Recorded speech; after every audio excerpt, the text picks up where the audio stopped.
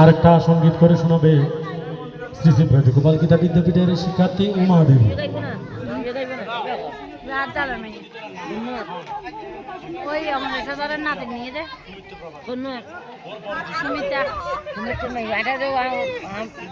শ্রী ভক্তবৃন্দ, মাদের কাছে অনুরোধ, এভাবে সনাতন সংস্কার শিকার। ছেলেকে টাকা দিলেন কিনা, বিল্ডিং দিলেন কিনা, এটা বড় কথা নয়, সংস্কার দিয়েছেন কিনা। যে প্রশ্নটা করেছিল মহাভারতে, যখন অশ্বত্থামাকে মারতে চেয়েছিল এবং গুরু দ্রোণাচার্য যখন অস্ত্র ছেড়ে দিল, বলতেছে তুমি আমাকে মারতে পারবে না, কৃষ্ণকে বলতেছে। বলে যে কেন মারতে পারবো না, কেন? বলে যে না, আমি এমন কিছু করি না, তুমি আমাকে মারতে পারো। তখন দ্রোণাচার্যকে বলেছে তুমি কেন, তুমি কি গুরুগিরি করেছো নাকি ব্যবসা করেছো? তুমি তো গুরু হতে পারো না, তুমি শিক্ষক হয়েছো, তুমি তাদেরকে এমন শিক্ষা দিতে পারো না। বলে যে রাজ্য লাভ করার জন্য তুমি তাদেরকে অস্ত্র শিক্ষা দিয়েছো, পঞ্চ পাণ্ডবকে। বলে যে কেন, আমার ছেলেকে আমি সব কিছু দিয়েছি, একটা রাজ্য দিয়েছি, সুন্দর স্ত্রী দিয়েছি, বিল্ডিং দিয়েছি, বাড়ি দিয়েছি, গাড়ি দিয়েছি। দ্রোণাচার্যকে উল্টো প্রশ্ন করলো গোবিন্দ, তাহলে সব কিছু দিয়েছেন, যখন না ছোট্টবেলায় আপনার ছেলে ওই দুর্যোধনের সাথে বসে বসে মদ খাচ্ছে, গাঁজা খাচ্ছে, ওই সময় গোল খাচ্ছে, সেদিন কেন আপনি ছেলেকে ধর্মের পথ পঞ্চ পাণ্ডবের সাথে আনেননি? সব কিছুতে দিয়েছেন, একটা জিনিস দিয়েছেন, সংস্কার দিয়েছেন। সংস্কার আমরা সব কিছু দিই, কিন্তু আমার সংস্কার আছে, আমার একটা সনাতন সংস্কার। সকালবেলা উঠে পূর্বমুখী হয়ে সূর্য প্রণাম করা, মা দুর্গা দুর্গা বলে ঘর থেকে বের হওয়া, কোনো খাতা কোনো লেখা শুরু করার আগে মা সরস্বতীকে প্রণাম করে তোলা, তারপর মা বাবার প্রণাম করা ছাড়া কোনো গাড়িতে না ওঠা, কোনো বাড়ির থেকে বের না হওয়া। এই সংস্কারগুলো কি দিয়েছি?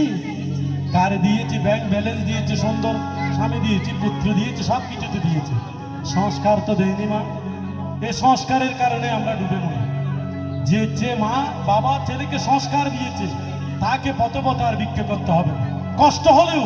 সেই ছেলে যদি রিক্সা চালায়, ভ্যান গাড়ি চালায়, তবুও সে তার মা বাবাকে ডেলি 200 টাকা 500 টাকা ইনকাম করে হলেও বাদ দেবে। আর ডাক্তার ইঞ্জিনিয়ার হবে, চলে যাবে অস্ট্রেলিয়া, লন্ডন, মা বাবাকে বলবে টাকা পাঠিয়েছি, খেতে পারো। মরে যাচ্ছে এখানে সংসারে, কারণ মা বাবারা তো ছেলেকে বুকে নিতে চায়, জড়িয়ে ধরে একটা আদর করতে চায়। বৃদ্ধকালে এর থেকে কি বেশি প্রয়োজন মা বাবাদের? আমার তো মনে হয় না। তাই চলুন আমরা আরেকটা সঙ্গীত শ্রবণ করি উমা দেবীর মুখে।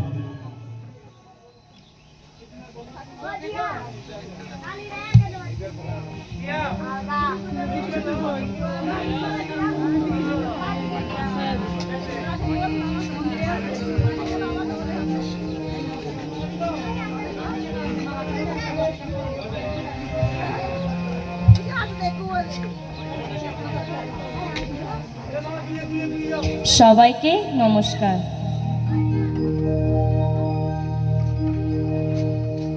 अच्युतं केशवं कृष्ण दामोदरम्, अच्युतं केशवं कृष्ण दामोदरं, राम नारायणं जानकी वल्लभं, राम नारायणं जानकी वल्लभं। कौन कहती है भगवान आते नहीं,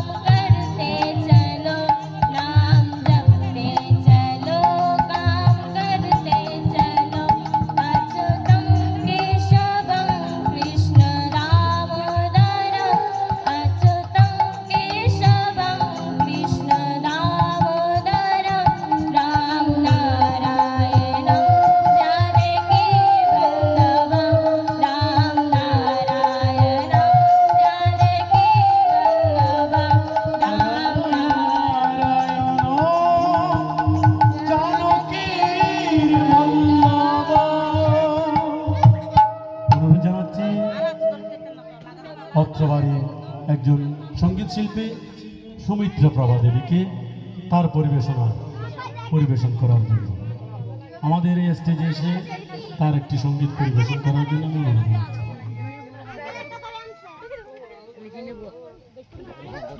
এখন একটি সঙ্গীত নিয়ে আসবে সুমিত্রা প্রভা দেবী।